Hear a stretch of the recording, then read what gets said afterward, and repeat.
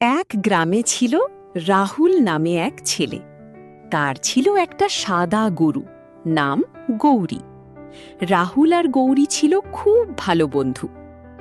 প্রতিদিন সকালে রাহুল গৌরীকে নিয়ে মাঠে যেত। গৌরী ঘাস খেত আর রাহুল তার পাশে বসে গান গাইত। একদিন হঠাৎ রাহুল জঙ্গলে পথ হারিয়ে ফেলল।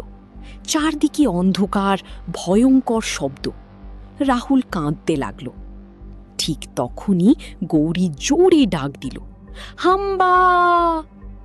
রাহুল সেই শব্দ শুনে গৌরীর কাছে দৌড়ে গেল। গৌরী তাকে নিজের পাশে দাঁড় করিয়ে গ্রামের রাস্তা দেখিয়ে দিল। গ্রামে ফিরে সবাই অবাক। তারা বুঝল গরু শুধু পশু না, সত্যিকারের বন্ধু। সেদিন থেকে রাহুল বলতো, মানুষ ভুলতে পারে, কিন্তু সত্যিকারের বন্ধু কখনো ভুলে না।